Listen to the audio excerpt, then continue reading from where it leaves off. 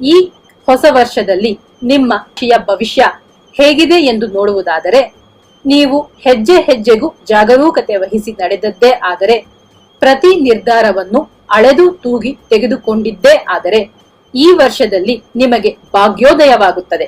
ಹೌದು ಸ್ನೇಹಿತರೆ, ಈ ವರ್ಷದಲ್ಲಿ ನೀವು ತೆಗೆದುಕೊಳ್ಳುವ ಜಾಗರೂಕತೆಯೊಂದೇ ನಿಮ್ಮ ಜಾಗವನ್ನು ಭದ್ರಪಡಿಸಬಲ್ಲದ್ದು. ಈ ವರ್ಷದಲ್ಲಿ ನಿಮ್ಮ ರಾಶಿಗೆ ನಾನಾ ಮೂಲಗಳಿಂದ ಹೇರಳವಾದ ಹಣ ಸಂಪಾದನೆ ಮಾಡುತ್ತೀರಿ. ಕೆಲವೊಮ್ಮೆ ಮಾಡುವ ಕೆಲಸಕ್ಕಿಂತ ಹೆಚ್ಚಿನ ಸಂಬಳವನ್ನು ಪಡೆಯುವಿರಿ.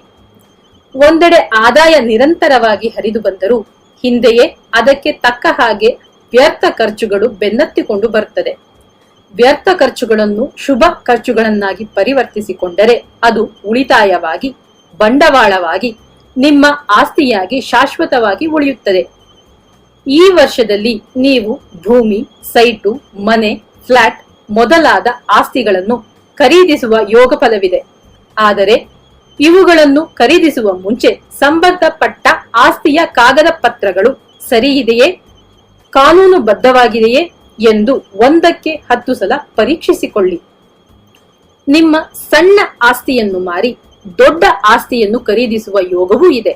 ಹಾಗೆ ನಿಮ್ಮ ಆಸ್ತಿಯನ್ನು ಮಾರುವಾಗ ಮಾರಾಟದ ಮೊತ್ತವನ್ನು ಒಂದೇ ಕಂತಿನಲ್ಲಿ ಪಡೆದುಕೊಳ್ಳಿ. 2-3 ಕಂತುಗಳಲ್ಲಿ ಮಾರಾಟದ ಹಣವನ್ನು ತೆಗೆದುಕೊಳ್ಳಲು ಒಪ್ಪಿಕೊಳ್ಳಬೇಡಿ.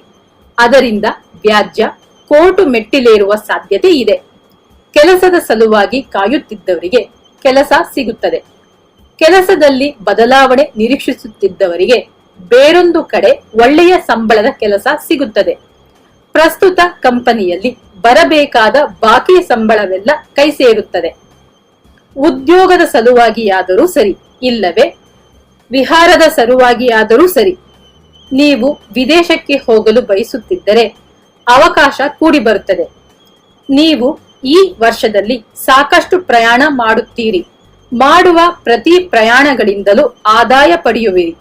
ಈ ವರ್ಷದಲ್ಲಿ ನೀವು ಸಮಯ ಸಂದರ್ಭಕ್ಕೆ ತಕ್ಕ ಹಾಗೆ ಪರಿಸ್ಥಿತಿಗಳನ್ನು ಅರ್ಥ ಮಾಡಿಕೊಂಡು ಹೊಂದಿಕೊಂಡು ಹೋಗುವುದನ್ನು ಕಲಿಯುವಿರಿ. ಎಲ್ಲರೊಂದಿಗೂ ಪ್ರೀತಿಯಿಂದಲೂ ವಿನಯದಿಂದಲೂ ಉಪಾಯವಾಗಿಯೂ ಮಾತನಾಡಿ ಕಾರ್ಯ ಸಾಧಿಸಿಕೊಳ್ಳುವಿರಿ. ಸಂಬಂಧಿಕರೊಂದಿಗೆ ಇದ್ದ ಭಿನ್ನಾಭಿಪ್ರಾಯಗಳೆಲ್ಲವೂ ಮರೆಯಾಗಿ ಒಳ್ಳೆಯ ಬಾಂಧವ್ಯ ಮರುಕಳಿಸುತ್ತದೆ. ಬೇರೆಯವರು ನಿಮ್ಮ ಬಲಹೀನತೆಗಳನ್ನು ತಿಳಿದುಕೊಳ್ಳುವ ಮೊದಲು ನೀವು ತಿಳಿದುಕೊಳ್ಳುವುದು ನಿಮಗೆ ಒಳ್ಳೆಯದು. ನಿಮ್ಮ ಸುತ್ತಮುತ್ತಲಿನವರೇ ನಿಮ್ಮ ದಾಂಪತ್ಯದಲ್ಲಿ ಹುಳಿ ಹಿಂಡಲು ಪ್ರಯತ್ನಿಸುತ್ತಿರುತ್ತಾರೆ. ಅದಕ್ಕೆ ಅವಕಾಶ ಕೊಡದ ಹಾಗೆ ದಂಪತಿಗಳು ಪರಸ್ಪರ ಅನುಸರಿಸಿಕೊಂಡು ಅನ್ಯೋನ್ಯವಾಗಿ ಹೋಗುವುದು ಒಳ್ಳೆಯದು. ಮನೆಯಲ್ಲಿ ಶಾಂತಿ, ಸಮಾಧಾನ, ನೆಮ್ಮದಿ ನೆಲೆಸುತ್ತದೆ. ಸಂತೋಷಕರ ವಾತಾವರಣ ಸೃಷ್ಟಿಯಾಗುತ್ತದೆ. ಕೆಲವೊಂದು ಸಂಕಷ್ಟಗಳು ಬಂದಾಗ ಬುದ್ಧಿವಂತಿಕೆಯ ನಿರ್ಧಾರಗಳನ್ನು ತೆಗೆದುಕೊಳ್ಳುವಿರಿ. ಮನೆಯನ್ನು ವಿಸ್ತರಿಸಿ ಕಟ್ಟುವಿರಿ. ಇಷ್ಟು ಕಾಲ ಮಕ್ಕಳಾಗದ ದಂಪತಿಗಳಿಗೆ ಈ ವರ್ಷದಲ್ಲಿ ಪುತ್ರ ಭಾಗ್ಯ ಪ್ರಾಪ್ತಿ ಇದೆ. ವಿವಾಹಾಸಕ್ತರಿಗೆ ವಿವಾಹ ಯೋಗವೂ ಇದೆ. ಪುಣ್ಯಕ್ಷೇತ್ರಗಳಿಗೆ ಹೋಗಿ ಬರುವಿರಿ. ರಿಯಲ್ ಎಸ್ಟೇಟ್, ಹೋಟೆಲ್ ಉದ್ಯಮಿಗಳು ಒಳ್ಳೆಯ ಲಾಭ ಗಳಿಸುತ್ತಾರೆ. ಉದ್ಯೋಗಿಗಳಿಗೆ ಕೆಲಸದಲ್ಲಿ ಒತ್ತಡ ಹೆಚ್ಚಾಗುತ್ತದೆ.